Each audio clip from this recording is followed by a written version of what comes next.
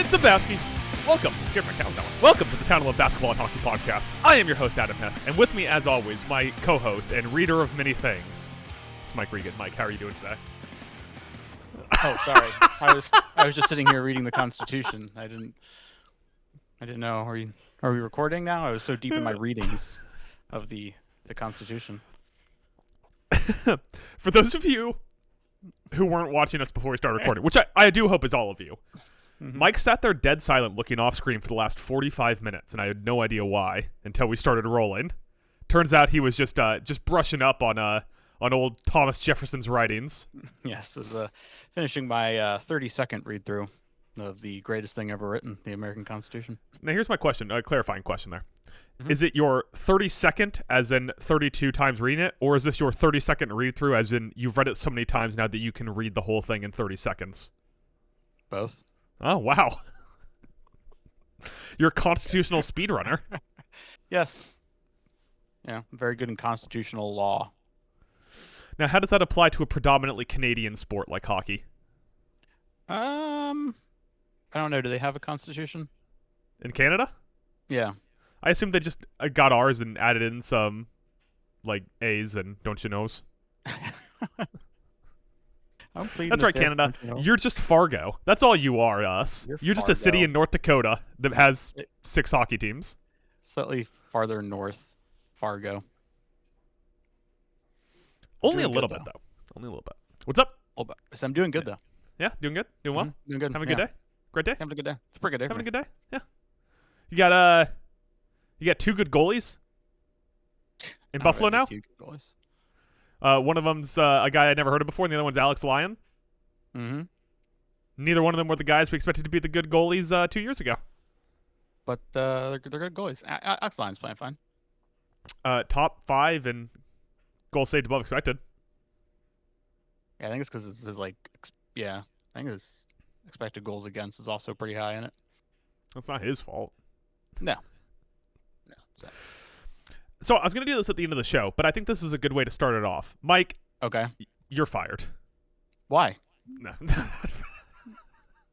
What did I do? Well, all the dick pics you keep sending me, number one. It's against the code of conduct here at Talent Alone. We require dick videos. But as many people around the world, several presidents know, we have a Team Talent Alone for our sister podcast, our flagship podcast, the Talent Alone podcast, where we follow one team for the NFL season, and we are horrendously bad at picking that team. Like, I would say the 2 things we do worst on our website is 1, web design, which is really bad for our website, and 2, picking Team Talent Alone. Yes.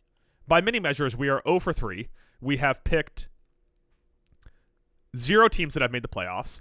One of the teams we had picked got their coach fired mid-season. And the second team in the lost season was terrible when we picked them, and now is a juggernaut. I wanted to pick a Team Talent Alone for the BASKEY podcast. Okay. But I want to avoid our traditional pitfalls of being dog shit at stuff. Okay. So I would like to propose something to you. A bi-weekly Team Talent Alone. Bi-weekly? Every BASKEY, we pick a talent alone for the next 2 weeks. Okay. We watch all of their games. We come on here, do 15 to 20 minutes on them, and then pick a new team. Okay. Can you pick, the same team? If we're really vibing with that team, and then see how many, at the end of the year, how many weeks each team got? Now, that's an interesting question, because my initial thought was, no, we can't pick the same team. But that makes us punk-ass bitches if we just are going to quit on a team that we're really vibing with. Yeah. We need some kind of rules, though, so that we don't just pick a wagon and stick with it all year. Yeah.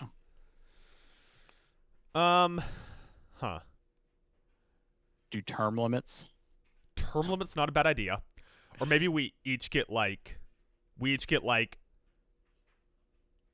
extension for the season. Oh, maybe we each get 3 extensions for the season. I like 3, yeah. Yeah, where you can say I'm using one of my extensions here to say we're watching this team for another 2 weeks. All right. I like this. Who's the first one?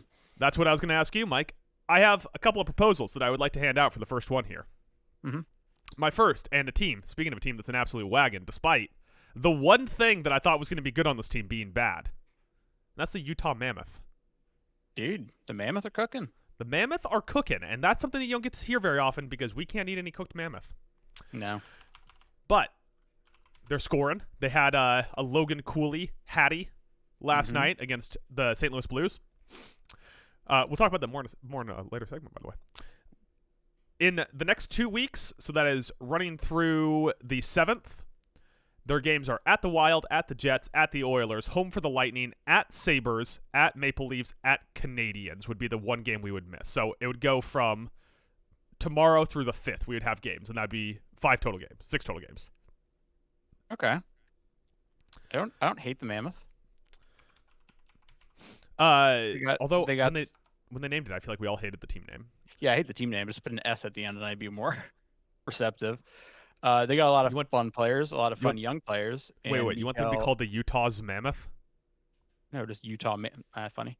And Sergachev playing some fucking hockey. Yeah, maybe those wily Tampa Bay Lightning could use a guy like Mikhail Sergachev. Probably. Another one I want to propose to you.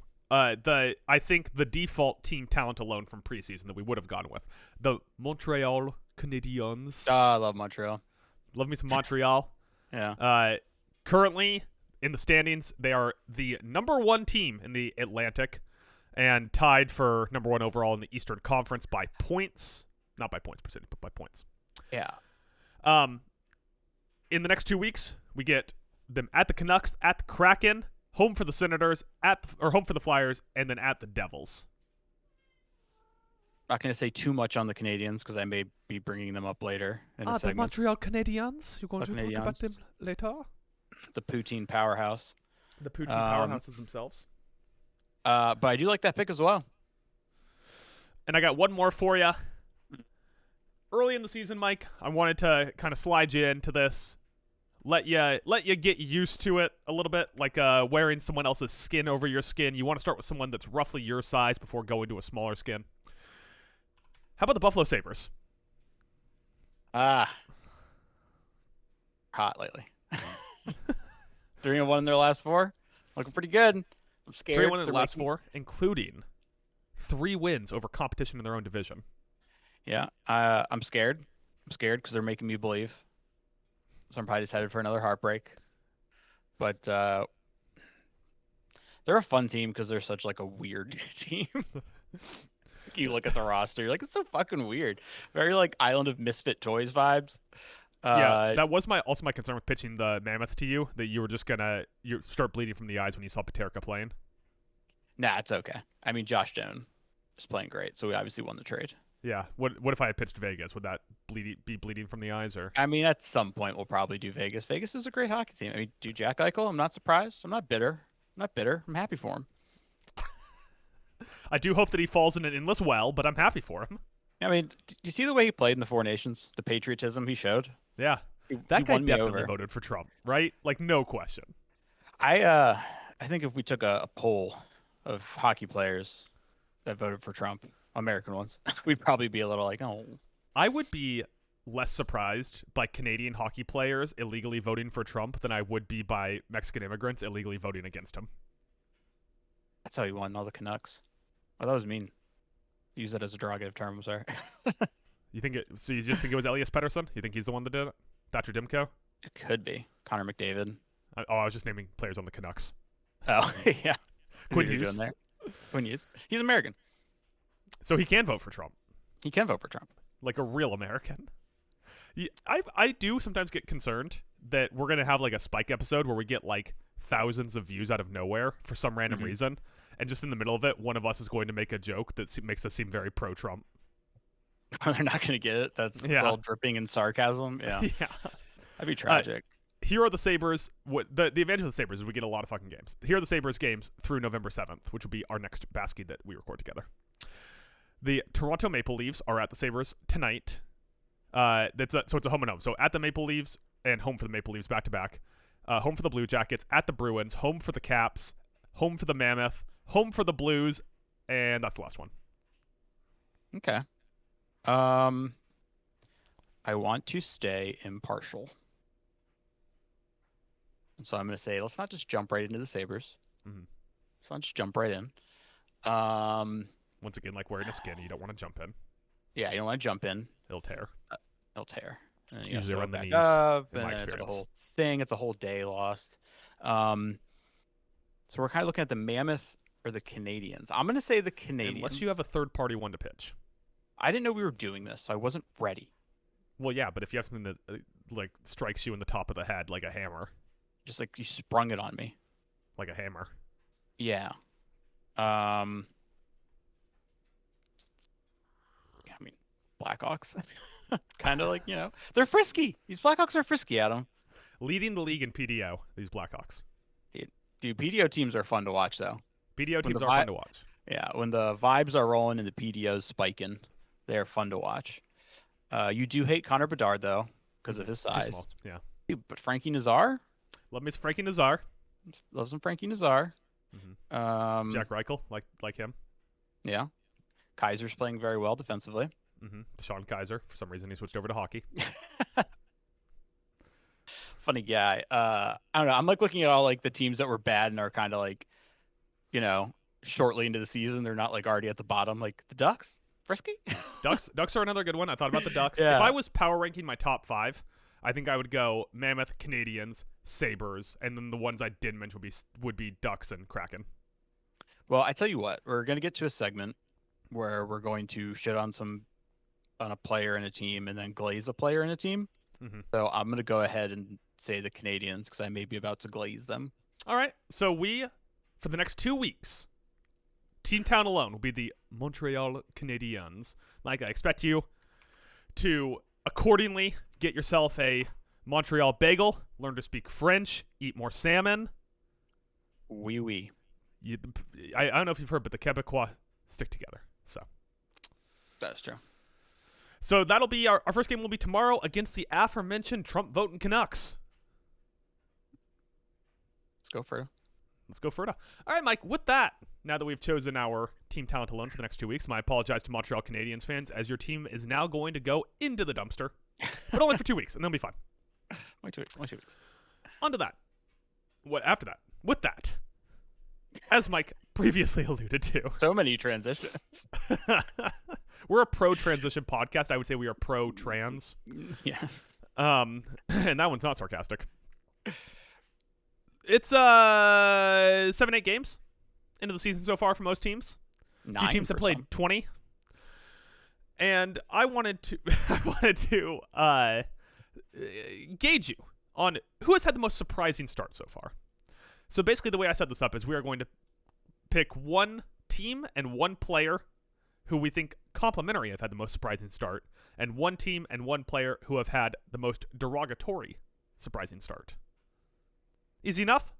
Yeah, Do I need to explain it more? Do I need to do like when we play Prospect Wordle when my description goes on and on for like 4 or 5 minutes? No, I really stretched. I think I may have stretched the term surprising for one of these. Did you put in the sense that it's like it's not Vegas, super. No, it's not super surprising, but kind of like the I knew it was going to be bad, but holy shit meme. Yeah. Yeah. So do you want to start off? As you previously put so poetically, glazing or shitting? Glazing. Let's start off with glazing, Mike. You want to go first? You want to give me your team? You want to team me up? You want to go team on me? Yeah, I guess let's just keep going talking about the poutine powerhouse that is the Montreal Canadiens. Martin St. Louis about to win himself a Coach of the Year award. God, he has been there so long. That's cooking. crazy that it's still him. Yeah. Nick Suzuki, Cole Caulfield, Lane Hudson. It's great to see. Like, it's always fun to see young teams like come into form, hit their stride, get good.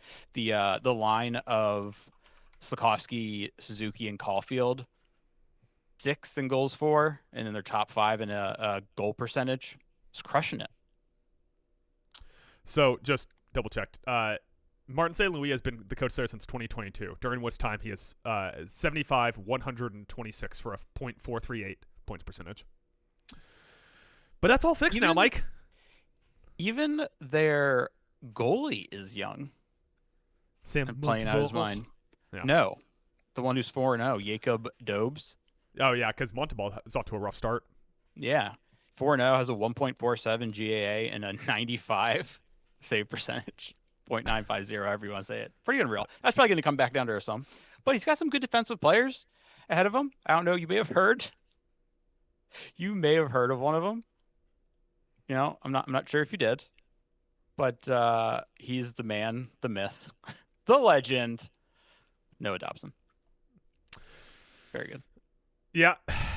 Yeah. Also, you know what's super fun about this Canadiens team that makes them so rootable, hence why they are Team Talent alone for the next 2 weeks? It's all just so fucking homegrown. Yeah.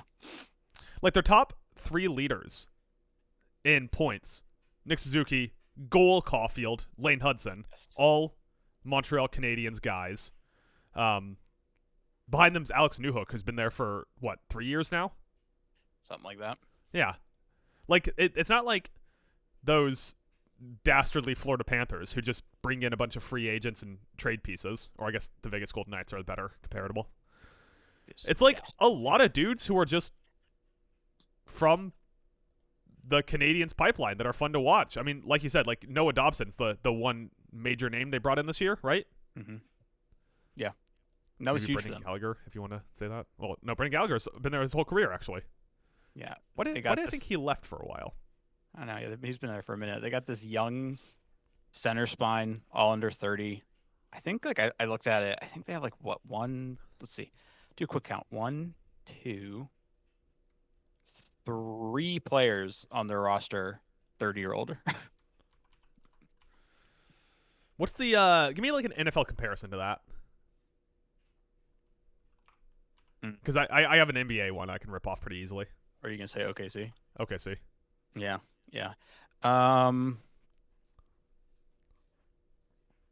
Young team.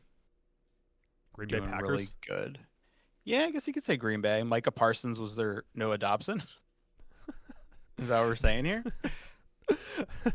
I like my singular goal for 2026, the year that doesn't actually exist, is to get in a room with Micah Parsons to say, many people are comparing you to Noah Dobson. What do you think of that?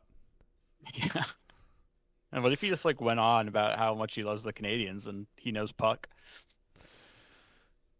Yeah, I think Micah Parsons would probably be near the bottom of my draft of people I think know puck. So if he really starts going on a tear there. Fair. So as we mentioned, they're top of the league right now with 12 points through 9 games. And that's after dropping their first game, 5-2 to Montreal, or not to Montreal, they are Montreal, to Toronto. Since then, 4-goal win over the Canadiens. What is wrong with me? I can't talk about the other team besides the... I'm like so Montreal-pilled that now 2 games in a row that I've tried to recap, I've started off by saying the Montreal Canadiens when I'm trying to talk about their opponent.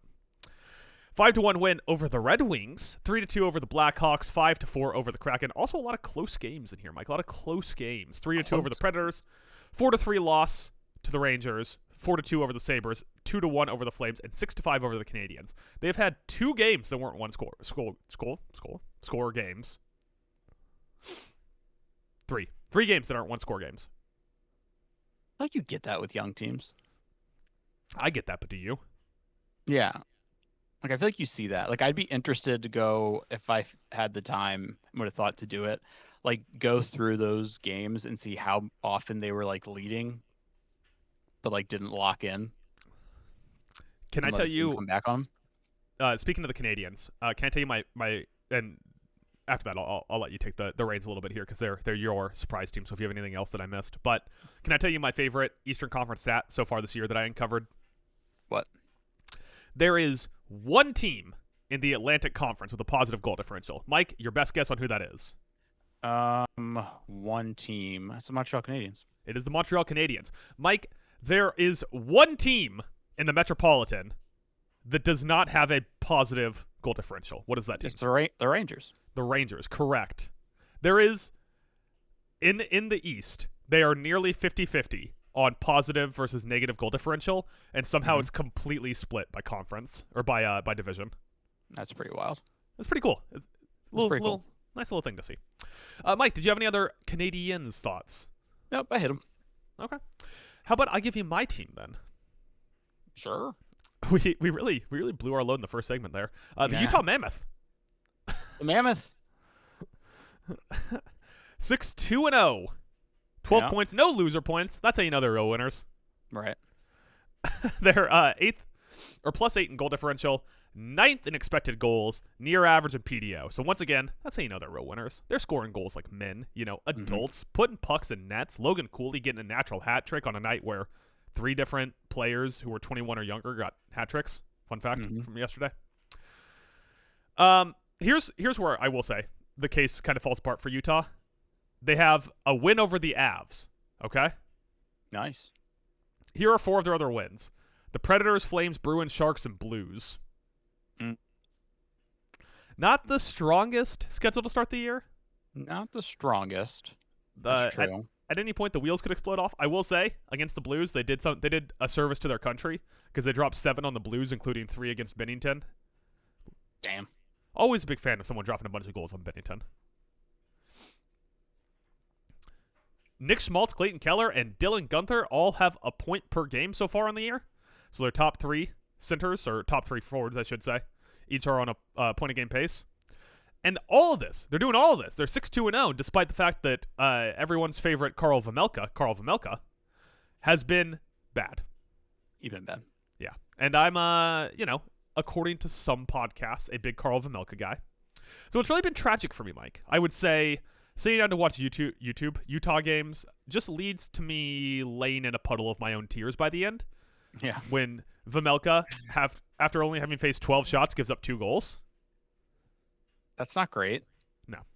And behind him is the ageless wonder Vitek Vanacek, who's probably not as old as I think he is. 23 years old, Vitek Vanacek. Oh, no. Oh, he's 29. Yeah, he's not as old as I thought he was. I thought he was like 34. Is he the same age as Nedeljkovic? I don't know.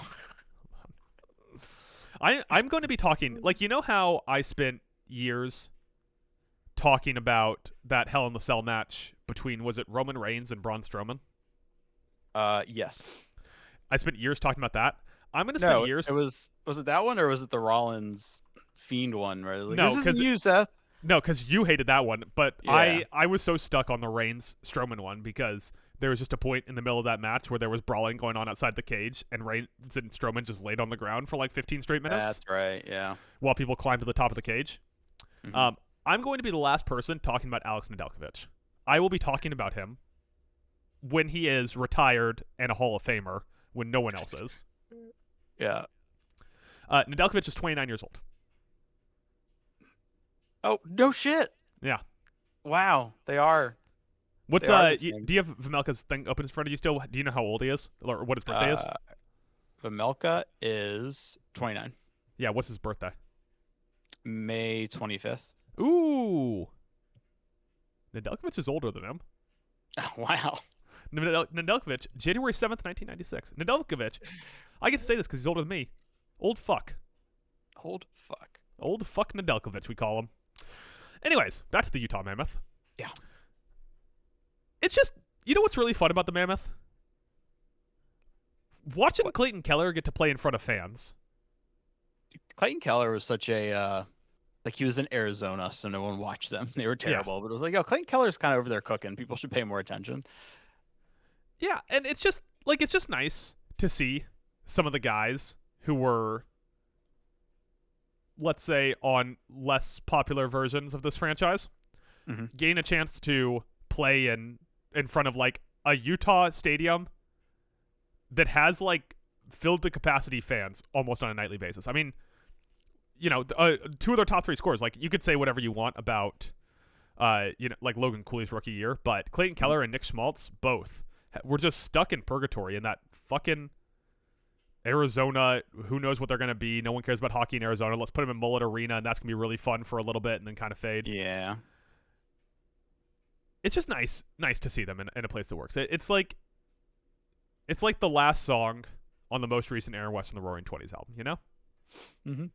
They got like this interesting blend of like young players and vets, and that it's just like kind of all working. And then speaking to like the young players, they're hitting on like their past first round draft picks. Like obviously Keller, he's in his prime, he's like 27, but then you look at like Cooley and Guenther was their first round pick as well, like a few years back. So they're hitting on their picks. And yeah, I didn't expect them to be. I mean, we'll see if this is like sustainable and they stay up in the top 3 of their division throughout the year. But I did not expect. I don't think I expected this jump come year 2. I thought they'd be like. I thought they could make the playoffs, but be more like wild cardy. How do you feel about goaltending being down to start this year? Average goal save percentage is around .909 right now. Is that a good thing or a bad thing for you? I mean, I think for the product, it's a good thing for getting viewers. Like they're high scoring games, always better. For viewership, I mean, I don't think it's a bad thing. I mean, I think we're just in like a really good period of offensive players. Yeah, that's what you want. You want it to be like the offensive players are playing really well. I just feel like we're at like an all-time lead in 7-goal games. Yeah. 10 games into the season. It's been a lot of 7-goal games. A lot of people are putting up 7. Yeah. It could also be just like rust coming into the long season. off season. Yeah. Yeah. I will say the reason that I thought of this is because I pulled up the score page from their game against the Avs that they won a couple nights ago. And Vejmelka got the 3rd star of the game for having a .909 save percentage on 30 saves. And I was like, well, I mean, I guess. Yeah. Got to give it to someone, so yeah. all right. Keller, not even mentioned, had 2 points. But anyways, Mike. How about you glaze a player? Glaze a player? Yeah, glaze a player for me. So here's a fun one, and it's a good story from that Frisky team in the Windy City. Spencer Knight. Great one. Playing some good hockey. 3-2-1, 197 goals against, 937 save percentage, and my friend is leading right now in goals saved above expected. 9.8 on the season. Yeah, through 6 games. Obviously, playing for the Blackhawks, he does have a pretty high expected goals against. So that is very impressive. He's playing well, and it's just like it's a good story. It is nice, isn't it? Because correct me if I'm wrong, Spencer Knight went at one point had to go into the NHL like player assistance, player assistance program, and then there was like prior to that it was like, oh, Knight's going to be like the next up guy in like Vegas, be like their goaltender, and then some dude named Aiden Hill popped off and they had to make a decision. They went with Hill, and then Knight went to Florida. So he was in Florida. He was in the Vegas system. Yes. They flipped him to Florida as a prospect before he was he ever got to Oh no, I'm sorry. He was drafted by Florida. Oh no, I'm sorry. I'm so dumb. I got Knight mixed up with Logan Thompson by saying that part. But yeah, he was drafted with Florida, supposed to be like the guy after Bob Broski, and then he had the thing with the Why do you always say Bobrovsky's name like that? It's a tough one to say. The player assistance program, and then it just never really like I guess they was kind of out on him after that. Yeah, so from his draft to 2023, which is when he went into the player assistance program, he missed the 23-24 season. I think he went into it, mind you, mid 22-23 season, but stayed through that.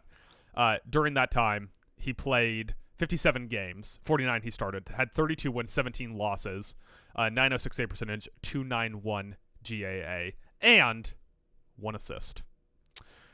Goes into the player assistance program, comes back, plays another 21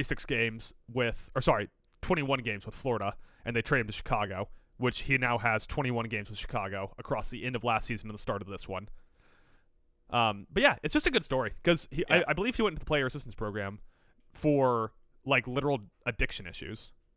I believe so. Yeah, and I believe that's what it was. You just love to see someone pull themselves out of that, unless it's like a member of your favorite band and their music gets really bad because they found God. But the good news about Spencer Knight is that his music didn't get bad; it got very good. His music got good, bro. His music got good. I had to double check because I couldn't remember. That was the Seth Jones trade that got him that makes sense. to Chicago. So it's kind of interesting. I mean, I guess I'd have to look at their pipeline, like what their plan is, like Florida's plan is. Like seeing how good Knight's playing. I mean, they won a Stanley Cup. They traded for Seth Jones. They won a Stanley Cup. So they're like, yeah, win. Any move we made, no matter how it turned out on paper, like we won all of them because we won the Stanley Cup. So everything we did was correct. But Bob Rofsky that was closer. That was pretty good. Bob Rofsky is 37. So would have been nice to have ready to go behind him. Thought you were going to keep going there. So I just pulled up, by the way, the Florida Panthers pipeline, and I can tell you that I am still scrolling and not seeing a goalie. Oh, there we go. Here's their top goalie right now is Kirill. Oh God, Gerasimuk, who's currently playing in the AHL and has 0 games played. Oh, okay. To continue, welcome to Panthers Cast, the podcast where we talk all Panthers prospects. Looks like he's drafted in 2021, and there's not really much notes on him on prospect or on elite prospect. So thanks again, Ryan Lambert. My turn. I'll glaze a player. I'll glaze him up. Yeah, I was looking at like their I was also looking at their prospect thing, and they have like beyond the AHL part, other guys, and they don't really have anybody that I think's notable because they're round 5, 6, and 2 round 7 picks. So yeah, looks like this guy they drafted had a 933 in the VHL last year. You might be asking, Adam, what's the VHL? And I'll tell you, I don't know. The Venice Hockey League. Do they play hockey in Venice? Like they do the film festival, right? And then the next week, do they freeze all the canals and play hockey? Play the hockey. Is that your Venetian accent? Hey, yo! Like every time someone like hits someone, like there's a check. Like, oh! I'm walking here. My player, Mike. Little guy by the name of Matthew Schaefer. Ooh. The Rook. The #1 overall draft pick. None of us believed in him. All of us said that he's a bust. I believe on this very podcast, you said that if you could go back in time and you only had one bullet, you'd kill his mom. I don't remember saying that. I just wanted to put that. I want to put that on the record. Matthew Schaefer, youngest player in the NHL. Wow. 7 points, 2 goals. Currently tied with Emmett Finney out of the Detroit Red Wings for the most points among rookies. However, he's 3 years younger than him. Barely 18 years old. Currently has just under a point per game pace. He's playing on their power play 1 unit. He's playing on their penalty kill. Is this the next young defenseman who's going to take over the league? Is this what we all thought Adam Fox was going to be? Is it Matthew Schaefer? Is it actually Matthew Schaefer? By the way, I just to wind back the clock a second here, I meant to ask you, what are the chances Spencer Knight's playing himself into a bid for Team USA? Oh, definitely. He could. So, hold on. Hellebuck, Ottinger, Dimko. I know I'm forgetting tons of goalies.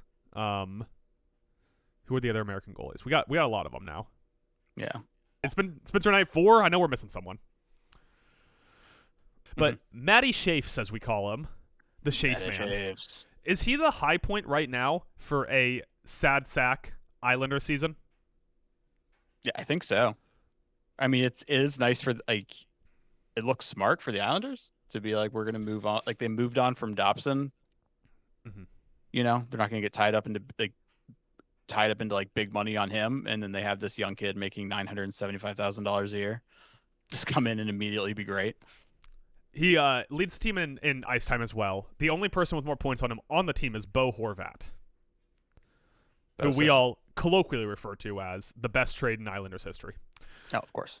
Now let me ask you this, Mike. My only concern with Matty Schaefs, as we call him here, 7 points. 4 of those are secondary assists. Oh. Is this something to be worried about? No. You don't think so? Yeah. I'd be lying if I said I wasn't a little worried about it. What'd you say? This Islander seems like so old. So he is currently tied for 3rd in the NHL in secondary assists. Can you guess who's number 2 and 1 in secondary assists, Mike? I'll give you a hint. Number 2 has 12 points and is a forward, and number 1 has 16 points and is a center. Okay. I'm going to say this is hard. Okay, so Eichel. Eichel is number 1, 16 points, 8 secondary assists. He's leading the team. And the other one was what, 12 points? 12 points. Mm, I don't know, like 9 games played, 183 ice minutes.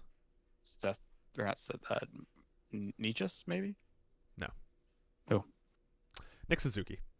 Ah, Suzuki. Yeah, the Suzuker. He's setting off the Suzuker bombs. But the number 3 there, and by far the only person on this list, well, Seth Jones, one of the only people on this list with one primary assist to his 4 secondary assists, Matt Schaefer. Difference is, punk-ass Seth Jones ain't putting pucks in net. Matthew Schaefer is twice. So, yeah. How about that? How about them apples? How you feel about that, Mike? Great. Is it Shafty's world and we're all just living in it, Mike? Is it over for all the other rookies? I mean, safe to say rookie of the year favorite. That'd be wild. Back-to-back defenseman. Yeah, that hasn't happened since Bobby Orr won it twice in the 1960s. Do we have a lane where we can just make up sports statistics, and if we do it fast enough, people will believe us? Yeah, you just like say it confidently and quickly enough. People are like, yeah, no, it's good. Wait a minute. What?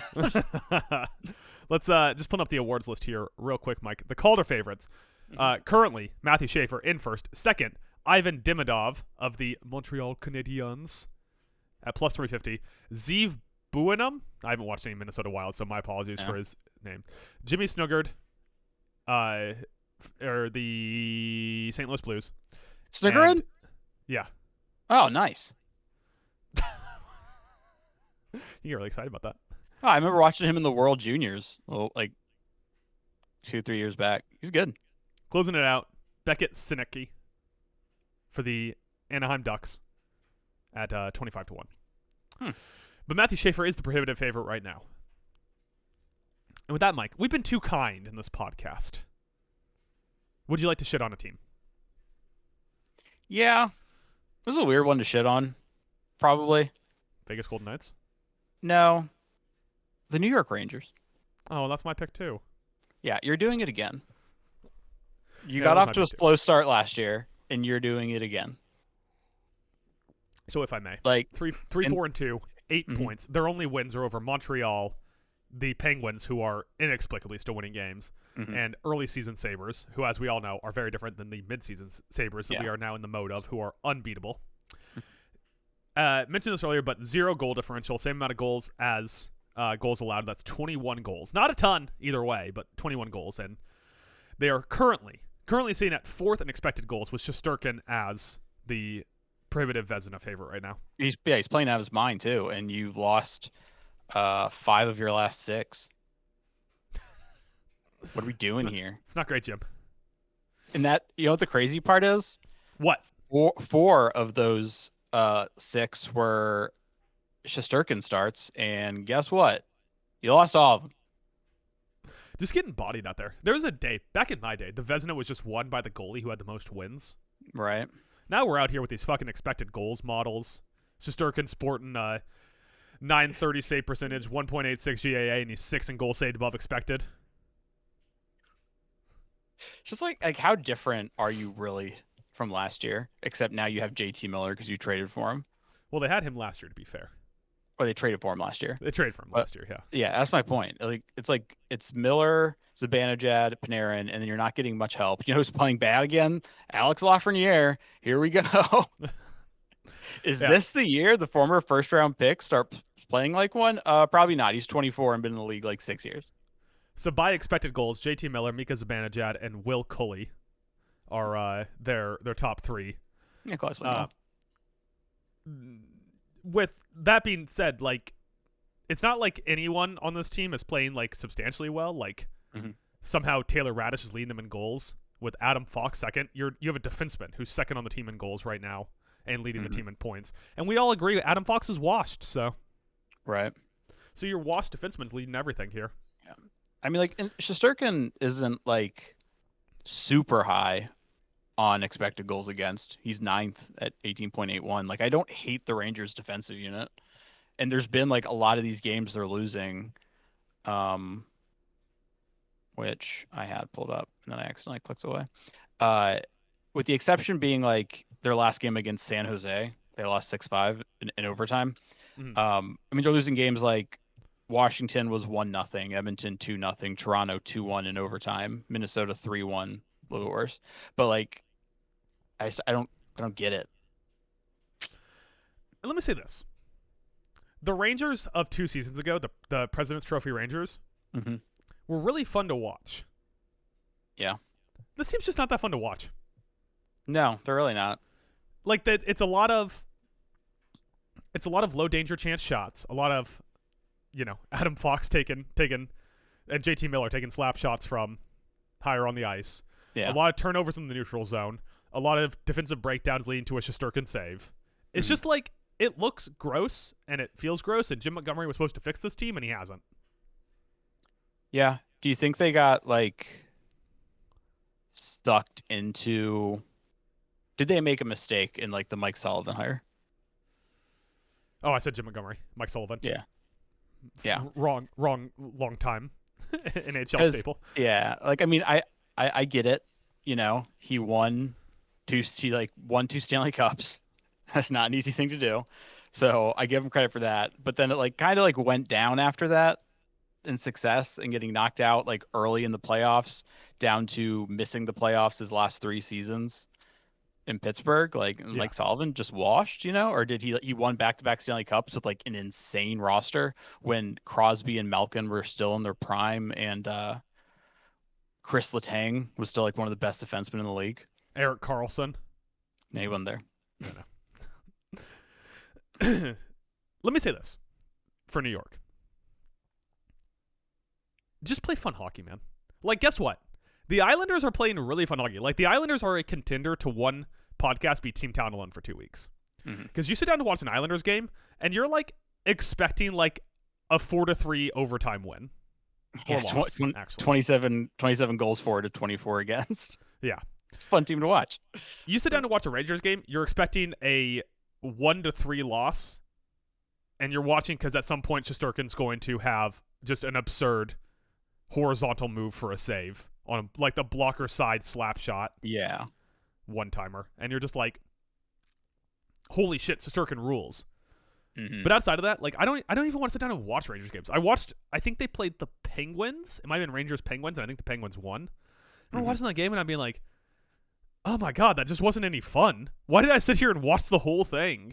No. That's a good pick, Mike. Good pick for both of us. I patted you on the back prematurely there. Yeah. I'm just going to say, one thing you could do to help is maybe don't be second in the league in giveaways. Yeah, that's not great, Jim. No. You know what? To give a shout to our much beloved Anaheim Ducks. Sorry. I was also going to say, don't be third in the league for most low danger shots for. Yeah, that's also a good idea. Dude, it's just JT Miller and Adam Fox taking shots from above the faceoff circle. That's coaching. Let me say this. For our people in Anaheim. You know what's actually compelling to watch is just Chris Kreider tipping in pucks over and over again. Maybe you guys should have kept that. Jacob Trouba just being a complete, like a dirty fuck player. Yeah, well, I was looking at the Ducks, like the Kreider move. I was like, he's still got some juice. He can still score some goals. This is fun. Yeah. What he does with like this young team. Let's see how it goes. That was fun. I should say, funny enough, that the team that is currently leading the league in low danger shots for is the Colorado Avalanche. So it's somehow working for them. Yeah, because they have Nate McKinnon and Cale Makar, and the Skog is back. Right. And Arturi Lehkonen and Marty Necas. Like, there is a reason why those guys can put pucks in the net. Turns out that a lot of New York's success was just Chris Kreider scoring 50 goals by tipping in shots. Right. Panarin racking up the assist. All right. You want to throw out your player since we both had the Rangers there? I suppose that it is. Yeah. I decided to go goaltender. By the way, hold on. Let me just one more thing about the Rangers. Adam Fox is second in the NHL in shooting percentage, and that is not going to sustain. So their offense is going to get worse. He's a 15.8% shooting percentage. He is beat by one person, Mike, your hero, Leon Draisaitl. My hero. Yeah. I was unaware he was my hero, but I guess not a bad hero to have. Yeah. So I decided to do a little theme with my being nice to a player and being mean, and do both goalies. And I didn't expect much Linus Allmark, but my God, how you are 3-3-1 is amazing with a 3.41 goals against average, an 8.67 save percentage, and being like bottom 3 of the league in goals saved above expected. It's Jesus. pretty wild. Wait, where'd it go? Too many. I have way too many tabs open. Yeah, minus 4.5 goals saved above expected. It's not going well, and it kind of just shows you, Linus, that life is a lot different than when you were in Boston and had one of like the best defensive units we've seen in the past like 10 years in front of you. Shit gets different fast. Yeah. It's been tough sledding for Ottawa in general. I will say this: those jerseys look so good on goalies. Those Ottawa jerseys. Yeah, I do. Every time I see Linus get out there in his little fucking Ottawa get up, I'm like, all right, he's turning it around. Look at that jersey. And then just like the third shot of the game just goes 5-hole on him, and he's just like, what happened? Yeah. Like, I know there's really only one injury. It's just Brady Tkachuk. I mean, that does take away like a pretty like big two-way force on your team, but I don't think like your defense isn't playing well. And it's been rough for Linus. Who's having a rougher season? Anthony Stolarz, who actively called out his own team, or Linus Ullmark? I don't know. I don't have actively called out his own team. Did you not hear about this? That's such like a Toronto thing to happen. Just dysfunction. Here, let me see if I can get the quote because I want to be accurate with this. Stolarz said, I mean, it's just playing hard. Maybe we can take a page out of their book and start getting to the net. I mean, for us, we like to go low to high and shoot, but for their goalie, it's like playing catch in the yard. He's seeing everything. Stolarz continued, it was a good third period, but the first two periods, we kind of let them walk all over us, and we just didn't play our game. They outworked us in front of the net. They blocked shots. They beat us up and down the ice, and the score is indicative of that. They just outworked us plain and simple. That is hilarious and amazing. I don't know. Something about the goalie, like basically just going after the offense, is really cracks me up. Yeah, him being like, maybe we shouldn't just be taking shots, guys. Ooh, yeah. Trade him to the. You know what? Trade him to the Hurricanes. That's what I say. Then we'll see how he feels about just taking shots. Yeah. Willie Nylander. Sorry, Stolarz had a quote a few days later. You can't let someone beat you on the ice there. You want to be on the ice in that situation, you got to work hard. You got to work back. That cost us a point. Nylander said, I think there's frustration, maybe a little bit in the locker room. I think we can play better, but I think our game has been growing. What are we, 3-2-1? It is what it is, but we are a tight-knit group and moving forward from here. This is, like, by hockey standards, this is fucking Antonio Brown shit. Like, yeah. Stolarz being out here being like, hey, maybe we should be getting to the crease. That's about as dramatic as a goalie's going to get.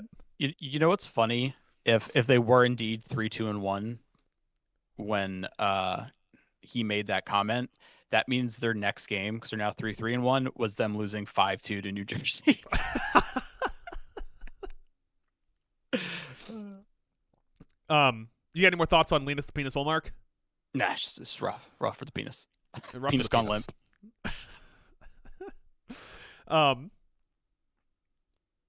Senator's penis limp. Is that something? Get that man some Blue Chew. So, my player, my hate for Jack Hughes is known worldwide. It's not entirely fault. It's mostly the fault of his parents for being inbred. And wild take. But I can't shit on Jack Hughes because here's the thing, Mike. No. He's having a really good season so far. Really good year. 9 points, 6 goals. All the Devils are.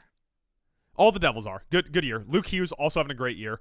The funny thing about Luke Hughes is he's sized like a normal human. But 5 assists, nearly a point per game pace for Luke Hughes. Great in the defensive zone so far, which is good because he plays defense. But let's talk about the third Hughes brother there, Mike. The one who doesn't play defense. Quinn Hughes is sucking some shit this year. Oh, boy. 8 games, 1 goal, 4 points. 4 assists, 5 total points to start the year. And Vancouver's looking bad. But once again, Quinn Hughes, the king of plus-minus. Mm-hmm. On-ice defenseman, he's a -2. Not good. Not good. He Not is good. leading the team in time on ice, sure. But for a Vancouver team that's lost 2 straight and what is currently sitting at, well, I clicked the wrong button there. 4-4-0. So it's a 500 Vancouver team whose captain there is playing worse than his other brothers by far, and is still not a great defensive player for playing. Mike, what would be the name of his position? Defenseman. Yeah, defenseman. Not playing great defense for a defensive player. Also, has 18 shots on goal. So those are shots that either went into the goal, hit the crossbar, or the goalie stopped. Mm-hmm. He has 19 shots that miss the net. So when Quinn Hughes takes a shot, it is more likely to go wide of the net than hit the goalie. Maybe he's glasses. Oh, that could be the solution there. He also has 60 shot attempts, which is far and away the highest number second highest number, I should say, amongst defensemen, with the number one being Cale Makar, who, as opposed to Quinn Hughes, has 62 shot attempts, and 24 of them on goal, and only 13 of them have entirely missed the net. Yeah. I wonder if he's like overcompensating, trying to like make up for other teams' deficiencies. Like they're not doing great offensively this season. They're doing like all right, but like it like to like poop on the team for a second, or I guess another player on the team, like Elias, like Pettersson's supposed to be like your franchise player, and he's got 1 goal and 4 points in 8 games. Remember when Sabres were going to trade for him? Yeah, he's making $11.6 million. God, that's what, half of a Kirill Kaprizov? Yeah, like that just can't be a thing. But this like this team isn't very good down there, and so I just wonder if like Hughes is trying to just like make up for other things, and he's trying to do too much, and he's taking too many shots, and he's taking bad shots because of it. That's always a possibility. I will say he's making $7.8 million, but he's on year 5 of a 6-year deal. What if they trade him? What if we get all 3 Hugheses in New Jersey? And then suddenly his shooting percentage skyrockets. Yeah. Yes. But like, here's the other thing. Here's the other thing about Quinn Hughes is that the team tries to protect him. Mm-hmm. He leads all defensemen in percent of shifts starting in the offensive zone. Yeah. So like, he doesn't have to play that much defense because they know he's bad at it. But like, he like hops the boards and they're in the offensive zone, and then he gets the puck and fires it wide of the net, and then goes off and goes, "Great shift, coach." Felt good. That felt good. It felt good. Let me know when we got the puck back in our offensive zone, and I'll go out there and play offensive hockey. Yeah. I think Quinn Hughes would be a dominant beer league player. Oh, no back check. Just get out there and fire some pucks at the net. That kind of makes me curious. Yeah. 9th lowest power play goals for Vancouver or Quinn Hughes? For Vancouver as a whole. But yeah, I was just wondering if there was like a connection there between we're on the power play and then you rip a clapper that goes wide of the net and then just skates around the boards and goes out of the zone. You're like, cool, Quinn, thanks. Well, I got one more stat for you, Mike. Just one more time. What's the position that Quinn Hughes plays in the National Hockey League? Defenseman. 12 giveaways, 1 takeaway. It's not good. Not good, Jim. Yeah. Not good. But you love Erik Karlsson.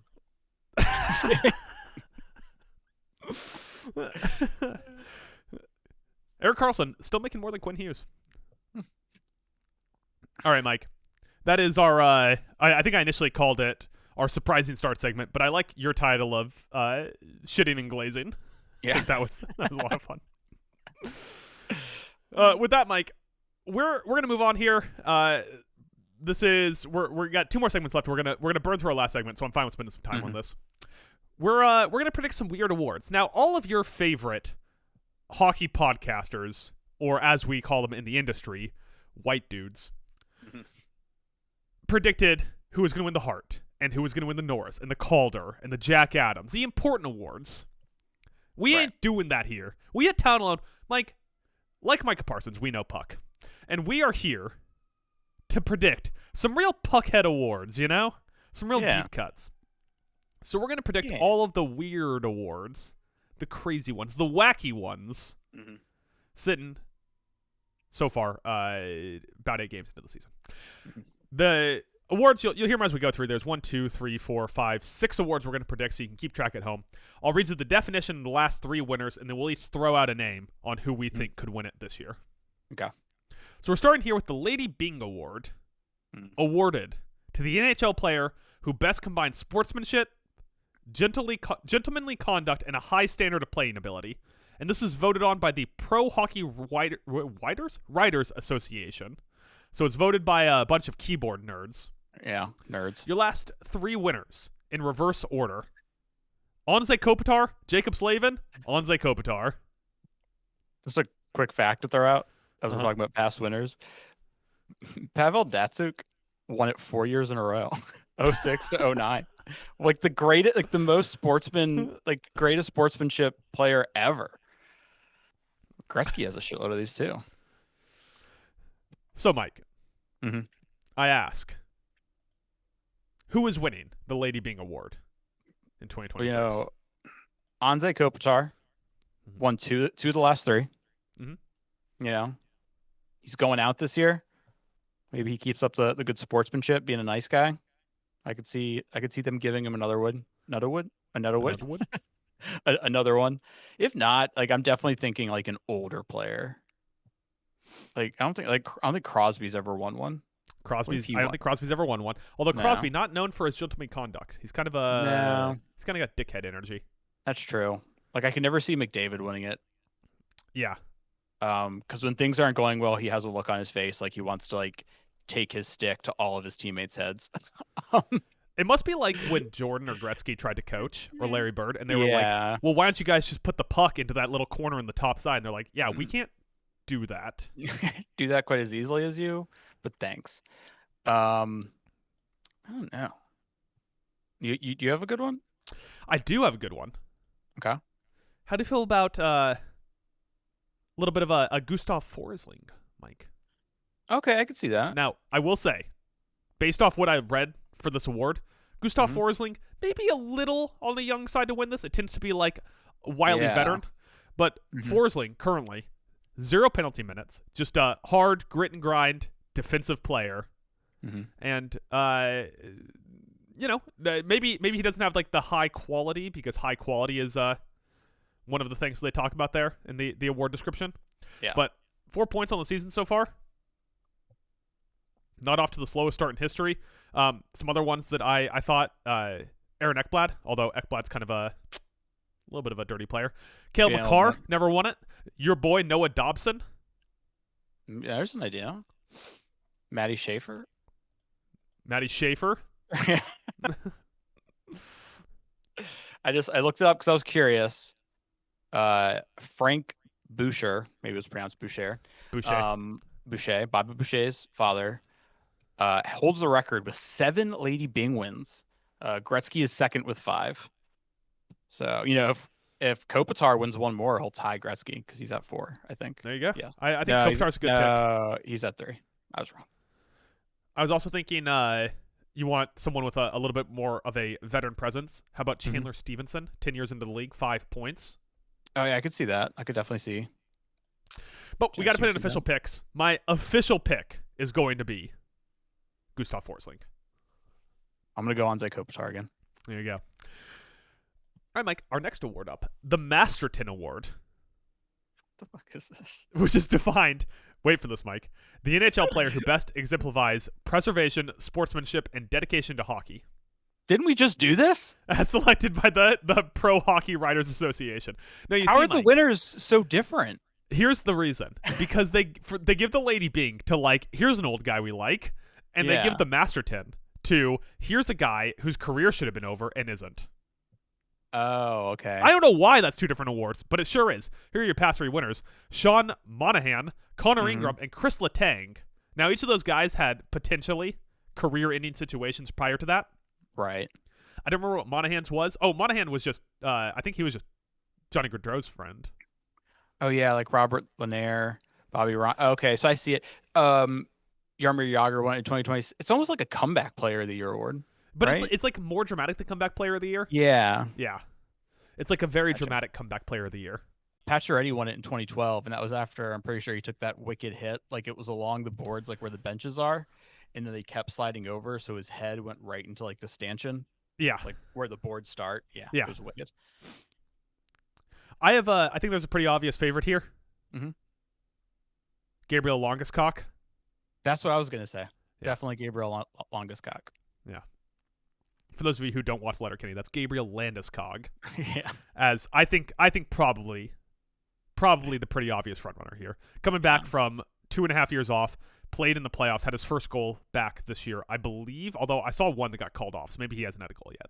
Wow. But I think if Skog can play 60 plus games, I think this is his locked up. Yeah, I think so.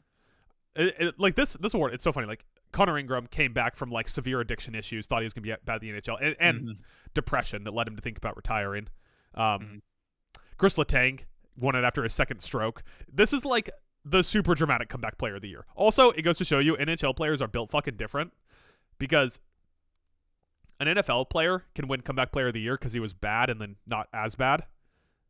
The NHL, it's like Chris Letang had 2 strokes in his life and came back and kept playing hockey for like $6 million a year. Yeah, Robin Lanier won it after going through a tough thing there. He's bipolar. His temperament bipolar. He chooses violence. I don't get that lyric. It's a Kendrick lyric. Maybe you should listen to Kendrick features instead of just Kendrick music. Oh wow, yeah, I know. All right, so I think unanimous talent alone pick. We're going. Yes, unanimous. We're going Gabriel Landeskog on that one. Mm-hmm. Next up, Mike, we have the Ted Lindsay Award, which is the most outstanding player in the NHL as awarded by the NHLPA. So this is the Hart if players voted on it. Yeah. Well, no. Yeah. Your last 3 winners: Kucherov, McKinnon, McDavid. Yeah, I feel like you could just take Eichel. Who's going to be up there this year? Eichel's a good call. Yeah, I would love an Eichel Ted Lindsay win. You know? Yeah. This is good for the sport to have Eichel win the Ted Lindsay. But also, I feel like when you pull players for these kind of things, even if like a player isn't like tippy top in like numbers, players still like, game respects game. And so they see things where they're like, no, he's actually the best player. You know what I'm saying? Yeah. Or he's is it that they hate Vegas because of all the cap shenanigans? That could be it too. I would say Mark Stone, but didn't he just go on LTIR? Or am I thinking? Isn't he always on LTIR? That should be his nickname. Yeah, Mark Stone's on LTIR. Wow. Oh, great. Who's Vegas going to trade for now? Yeah. Quinn Hughes. Yeah. Breakout Marty Necas season, or is Marty Necas not old enough yet? It's not really an old guy award. It's not like an old guy award, but it's definitely like I believe it favors veterans because it's the players voting for it. Yeah. Pasta's having a really good year on a not great team. Pasta is not a bad call. 12 points, 5 goals, 7 assists, through 9 games, so over a point per game. Evgeny Malkin, another guy over a point per game. Clayton Keller, I could make an argument for, who currently is, once again, above a point per game. But who's your official pick, Mike? I'm going to go Pasta. I like that one. I'll take Eichel. Okay, yeah, that was the 2 I was deciding between. We got the Pasta-Eichel combination. Next up, Mike, probably the most mainstream award we're going to pick here, but still just an inscrutable award when you consider it. The Selke Award, which is defined by the National Hockey League as the forward who demonstrates the most skill in the defensive component of the game. Fucking two-way players. Your past 3 winners are Barkov, and Bergeron. You say two-way players. This does not mention offense at all in the definition. Right, but it's for a forward that displays great defensive skill. That's a two-way player. No, it's not. It should just be a defensive forward. No, because all the winners are guys who were good at offense. I agree. The pick is going to have to be someone that's good on offense. The award defines itself to where it should just be the best defensive forward. Offense shouldn't matter at all. But you have to score goals. You have to play the penalty kill. And you have to take face-off. Those are 3 things that have been constantly true with all of the past winners. It's always a center. It's always a center. Also, It is a complete reputation award. The last time a player who wasn't Patrice Bergeron or Sasha Barkov to win it was the 2019-2020 season. Yeah, can we start a campaign to rename it the Bergeron? It absolutely should be. He won it 6 times. Yeah. Leads it. Like, that's unreal. Yeah. No, it 100% should be. I'm completely with you on that. Yeah. Do you have a front runner in mind, Mike? Zach Benson.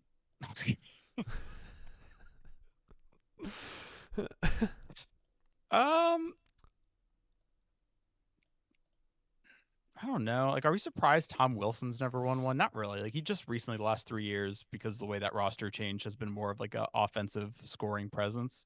Yeah. I don't know if he's good at his defense as much as he's just good at cheap shotting people. So that's kind of tough to say. Which he is quite good at. So yeah. Could it be the Mitch Marner year? Could be the Marner year. Could be the Tavares year. Tavares is not a bad one. Yeah. How do you feel about a little, well, maybe not. I was going to say Tim Stützle. Little Stützle. Little Stützle. He plays the face-off. Mm-hmm. The team's winning a lot. He scores goals. Does he play, here's the question for you. Does he play the penalty kill? That is the question. Got to play the penalty kill. You got to play the penalty kill. They don't give it out to people who don't play the penalty kill. And if you don't play the penalty kill, daddy doesn't eat. That's the rules. What? Ooh, that brings up like a possibility for like an Anton Lundell. It does bring up the possibility for an Anton Lundell. Do you feel good about picking Anton Lundell? I kind of do. Like, I feel like you could just pick Panthers always. That's my favorite Steve Martin movie. Yeah. The Pick Panthers. Pick Panthers? So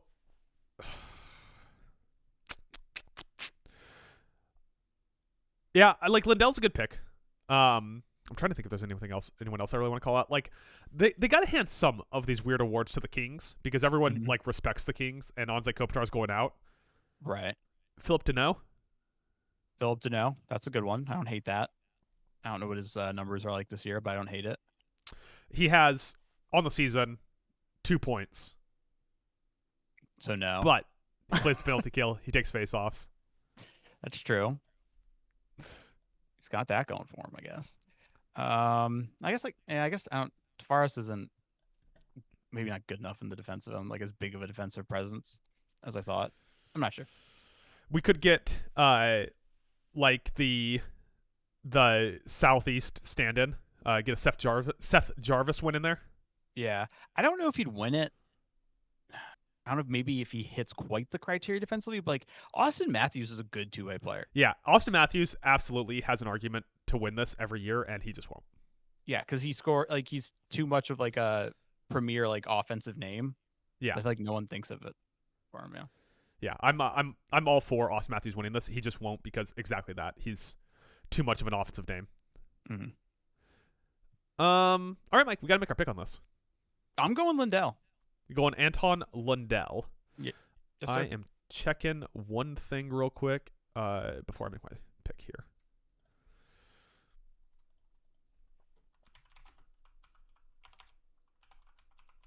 I have to check to see how many face-offs someone's taken.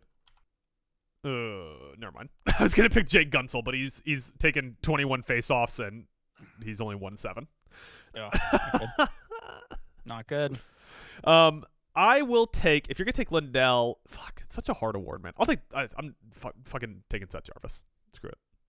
We're gonna have a new winner this year because Sasha Barkov's gonna miss too much time, and Patrice Bergeron, last time I checked, is still retired, despite the fact that Shane Wright looks like him.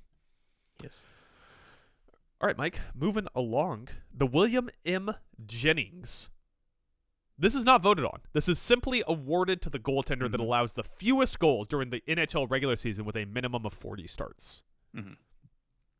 Your past 3 winners, Connor Hellebuyck, and then a tie between Swayman and Ullmark because it's just team goals allowed, not goalie goals. Wait, did they change this? Because the definition I'm reading is given to the goaltender / goaltenders having played a minimum of 25 games for the team with the fewest goals scored against it based on regular season play. There you go. I think I just pulled my definition from a different place. But yeah, 25 goals, the team that allows the least amount of goals. Now, this says, despite the flawed wording from the NHL definition, it means the goaltender with the lowest goals against average, not the goaltender with the true lowest number of goals scored against them. So it's the lowest, basically the lowest GAA. Lowest GAA minimum 25 games, and it goes to the team, not the individual goalie. No, it goes to the goalie. Then how did Ullmark and Swayman win it? Because they, I don't fucking know. They both play 25 games. This is so weird. No, but the winner is listed as like the players, not the teams. Yeah, it's listed as the players, but because the players win it. Yes, but Ullmark and Swayman won it despite having different GAAs because the Boston Bruins had the lowest GAA that season and they both played 25 games. Right. I think, is it lowest goals? Team who lets up the lowest goals and then the lowest GAAs? Is that? This one's confusing. It goes to the goaltender on a team with the lowest GAA who played at least 25 games. Connor Hellebuck played too many games for the backup in Winnipeg to be eligible the last 2 years. However, in the 2022-2023 season, Ullmark and Swayman each played above 25 games for the team that had the lowest GAA. Okay. All right, let's just fucking get on to predictions. Not gonna be. Looks like it's not gonna be Hellebuck this year. Maybe it will be. But Hellebuck's been getting Shellebucked. Oh. Some front runners for you here. Logan Thompson, Dan Vladar, Igor Shesterkin, Jake Allen, and Spencer Knight. Behind them, Hellebuck, Stuart Skinner, Thatcher Dimko. Some names. Jacob Dobes. I don't know if he's going to play enough throughout the season. I think Monteball is going to probably eat his lunch a little bit. Monteball's playing like crap. He is, but he's getting paid more. Logan Thompson, did you say him? I did say Logan Thompson. Okay. Igor? I did say him as well. Okay. I'm just going to keep saying names you already said because it's fun. Yeah. I think that there's a case to be made that as things equal out as the year goes on, just take whatever Avs goalie gets 25 starts because their defense looks incredible right now. Yeah, I don't think they'll have the GAA, though, even with the good defense. Yeah, this does typically go to, like, the best goalie in the league just because... Kind of, yeah. They have a lot of saves, or they don't allow a lot of goals. Yeah. Which is literally why Linus and Swayman won it. They won it because of the defense in front of them. Like, let's all be honest here, people. I'm going to go Logan Thompson. I was very high on him coming into the year. I'm sticking with it. You're such a Logan Thompson guy. Logan Thompson guy. This is a Logan Thompson head. We're definitely going to have to watch the Capitals for 2 weeks at some point this year. Okay. I'll take Shesterkin. I'll take my Chesty Bestie. Chesty Bestie. All right, Mike, let's close it out here. We got one more award left, and that's the Jim Gregory GM of the Year award. Boy. Here's the definition. The top general manager for their work during the regular season. This is voted on. This is absurd, by the way. This award was instituted, or its inaugural season was 2019. And you can tell that because unlike these other awards that have been around forever, the NHL said, let's get a marketing firm to come up with this award. Because here's how this award's voted on. It's a 42-member panel that includes all 32 general managers, 5 other NHL executives, and 5 media members. Why are they going to make things so complicated? Those are the people who vote on it? Yes. The other thing is, the votes take place up until the end of the divisional round. Weird. So it's only for your work in the regular season, but they can vote on this all the way through the second round of the playoffs. Yeah, so which means every year the winner is one of the GMs from the Final Four teams. Right. Speaking of which, here are your last 3 winners, Mike. Ready? Yeah, I see it. Jim Nill, and Jim Nill. Yeah, of the Dallas Stars. They did make some good trades. Obviously, Rantanen, after a flat couple of games there, turned it the fuck on in the playoffs. That probably helped them. It's just crazy that in the last 3 years they have 3 more GM of the Year awards than they have Stanley Cup appearances. Oh. That's the same. Maybe if they voted on this before the Stanley Cup, Jim Nill would have 0. Just an idea. So, Mike, who's your pick to win the Jim Gregory GM of the Year award.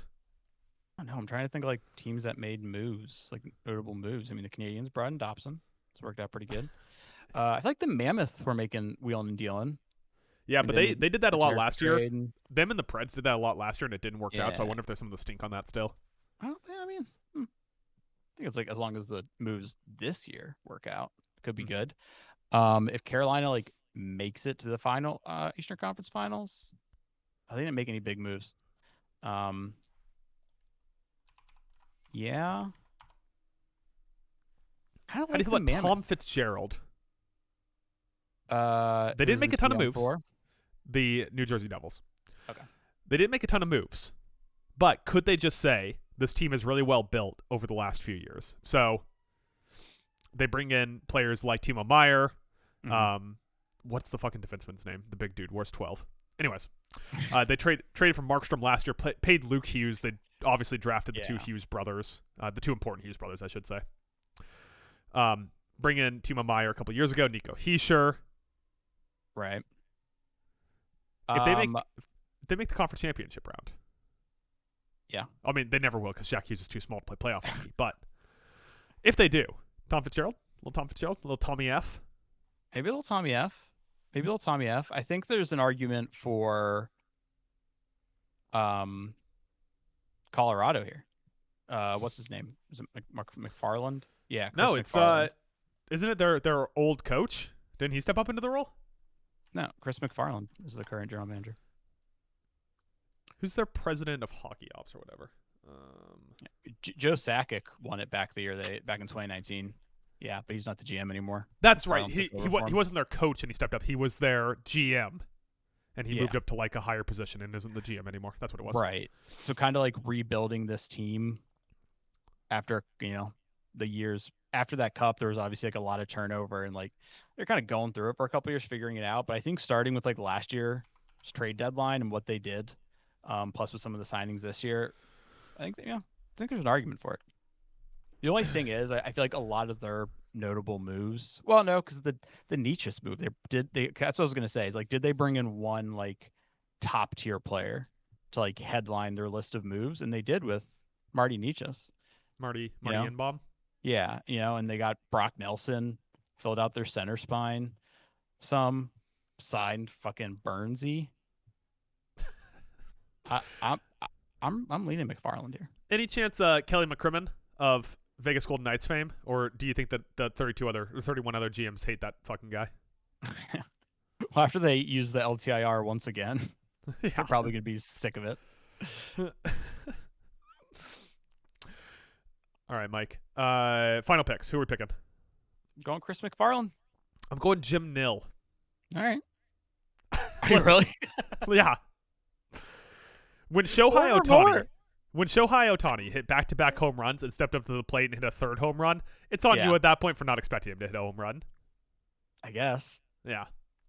I mean, this is an award we have to revisit after the trade deadline. Okay. Put it on the list. I'm like, that's everything from that. One last thing I want to do here, for those of you who didn't listen, before the season, Mike and I went through and did a very, I don't even know, how would you describe this? A complex draft of many different things leading into the 2025-26 NHL season. Sorry, I'm scrolling to get to the right thing while I'm trying to explain this. Basically, the way it works is we had a bunch of categories that we could draft from. Anyone that you drafted could not be drafted for another category, and Mike and I tried to predict the season through these drafts. And I wanted to go through and get a confidence interval ranking on where each of us picked on everything. Okay. Based off of how the standings are right now. So after many much works, I finally got it pulled up in front of me here.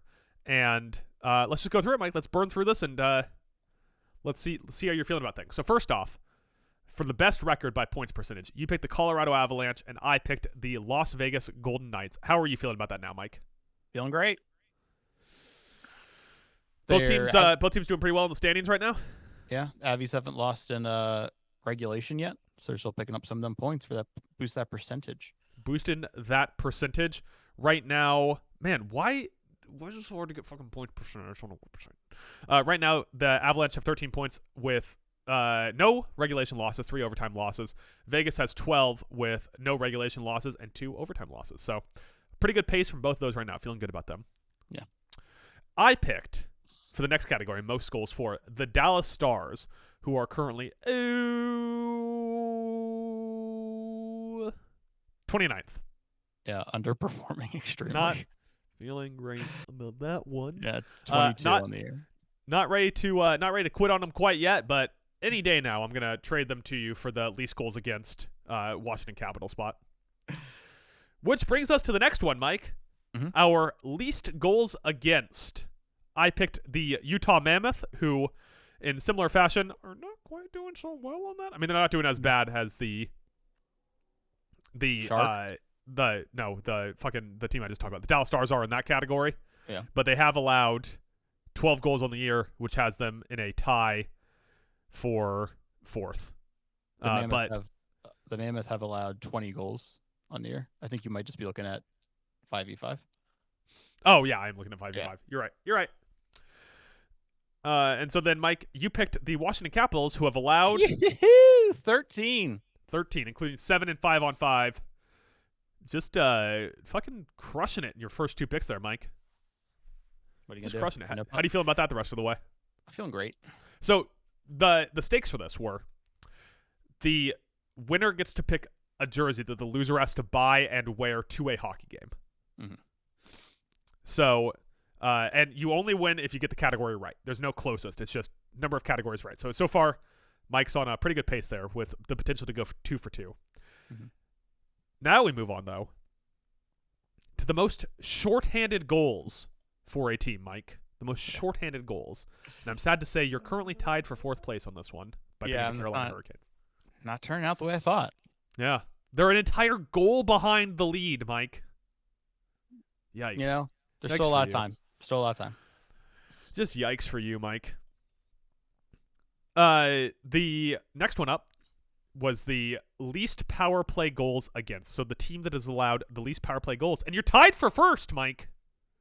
The New Jersey Devils. What? Oh, yeah. Yeah. You seem surprised by that one, Mike. I couldn't remember who I took, but I mean, and now I remember why I took them, because their defense was really good last year. Because they're winning? Is that why? Yeah. There's so many teams tied for first. At least if you look at just 5 on 4. Next up, we both took players to score the most goals. Player with the most goals, Mike. You took Kirill Kaprizov, the $17 million man. Not starting well, I don't think. I don't think so either, but I don't know. Here, let me pull that up real quick. He plays for the Minnesota Wild still, right? He hasn't been traded. Okay, I know he's getting outscored by Matt Boldy right now. They're tied. They both have 5 goals. Oh, they do? Okay. Both of them have 5 goals. Yep. I picked the 5-goal man, Leon Draisaitl, myself. Both those guys, doing respectively well as we expect. They're sitting about 2 goals behind the league lead, which is a 5-way tie, 6-way tie, 5-way tie right now, including Pavel Dorofeyev of the Vegas Golden Knights, who was just getting fed on the power play for the first 3 games. Yes, yeah, but it's working out for him. It's going to get him paid. Next up, you and I both picked players with the. Well, I should ask, how confident are you in Kirill Kaprizov to pull this out? I'm feeling a little shaky right now. I was hoping for a hotter start, but we still got a lot of time. We do, but we don't have a lot of time, Mike, for our picks for the player with the most power play goals. I took Braden Point, and you took Alex Ovechkin. Which I am forced to ask, what the fuck's wrong with us? I don't know. I really just like the idea of, Ovi reclaiming his most infamous statistic, kind of. Or I guess like the thing he's known for just the thing he's known for, mostly in what could be his final season. But I don't think it's going well. He doesn't have a single goal on the power play yet this year. Damn. Yeah.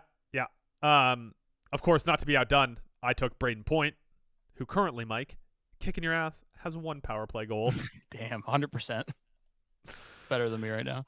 I will say they are both well behind the leaders. Leon Draisaitl, Matt Boldy, Chris Kreider, Kirill Kaprizov, and David Pastrnak all have 3 power play goals. I'm gonna go ahead and punt on this one. I don't think Braden Point's closing the gap on Draisaitl. I think Draisaitl got the head start. He's probably gonna pull away with this one. Yeah, if I remember correctly, Ovi had a slow start last year, and then he got hot. So I think it's coming. There you go. Mike, you took the player with the most points, and just because you're just a little fucking shill for the top of the order here, you took Connor McDavid. Now, you're a dumb guy who can't get nothing right ever, and Connor McDavid is in fact not leading the league currently. He's currently 5 points behind. He is currently tied at 11 equal strength points or even strength points. Well, I guess that's all situations. So he currently has 11 points on the year, which puts him in a tie for 11th with Jesper Bratt. Mike, you basically picked Jesper Bratt to lead the league in points. And Adrian Kempe. How are you feeling about that so far? It's McDavid. It's a long season. He's only averaging 19 minutes of ice time. If the year goes on, they're gonna have to kick that up. We'll be good. Stay in the playoff one. Mm-hmm. Next up, also you took Nikita Kucherov of the Ted Lindsay fame to lead the league in power play points. He is currently sitting at scrolling. Does he have a single fucking point, Mike, on the power play?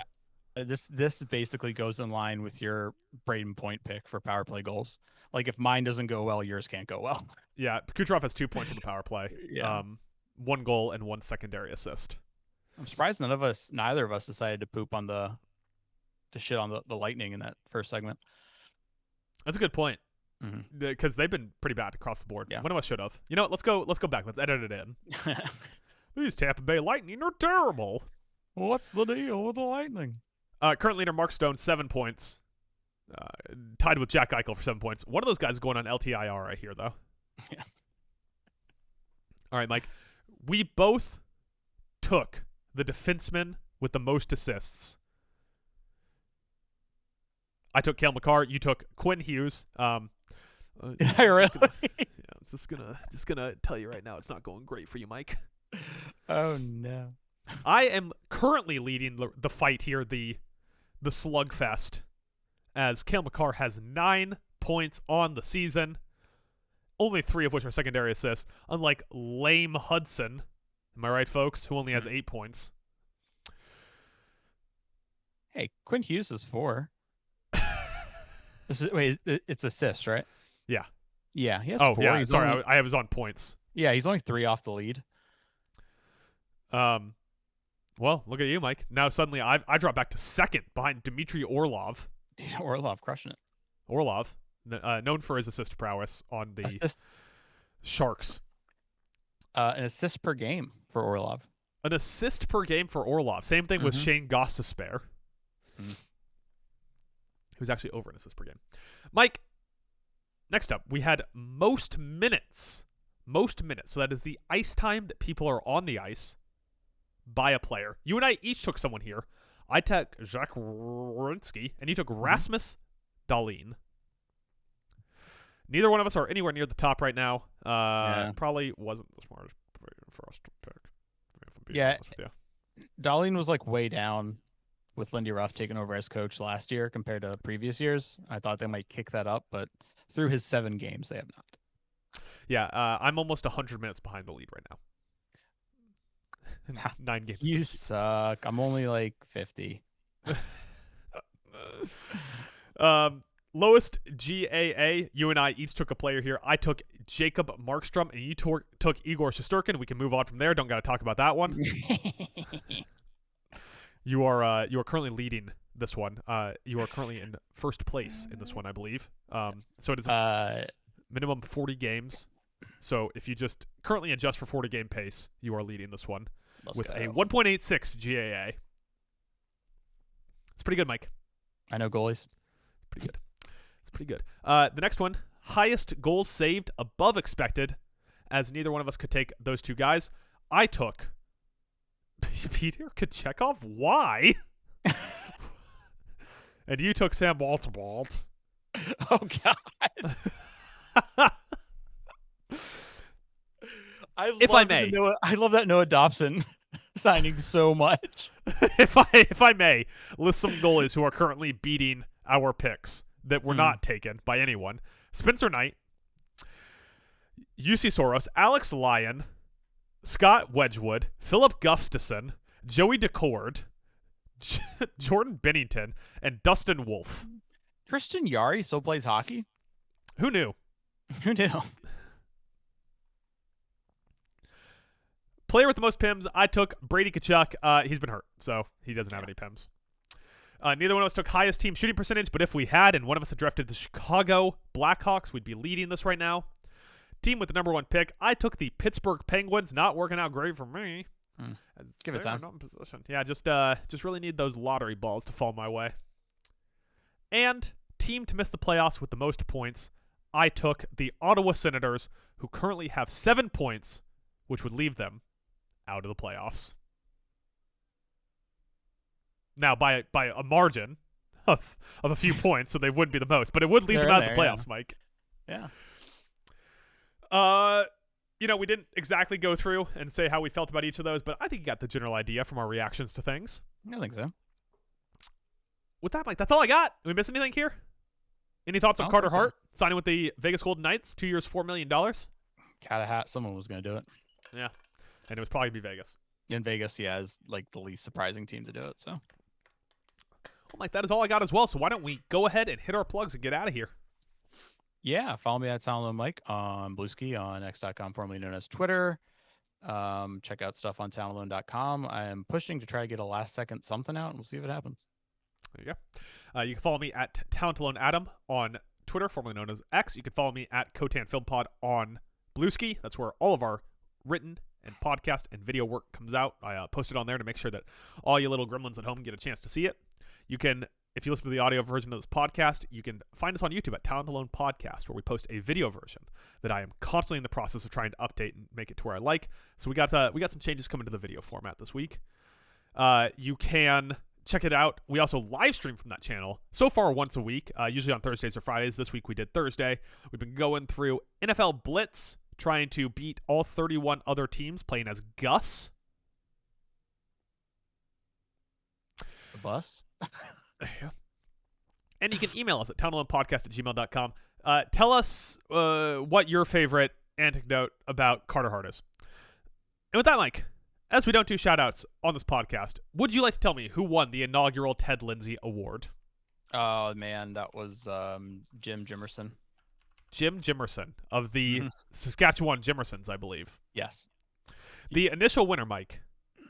I'll tell you this. I'll give you a couple of hints here. 1970 Boston Bruins. Bobby Orr? No. Bobby Orr didn't win until 1974. You fucking idiot. Wow. If I'm being honest with you, actually they didn't rename it to the Ted Lindsay until 2009. So how about we do that one? 2009, Washington Capitals. Who won it? Remind me, what's the Ted Lindsay again? Sportsmanship or something.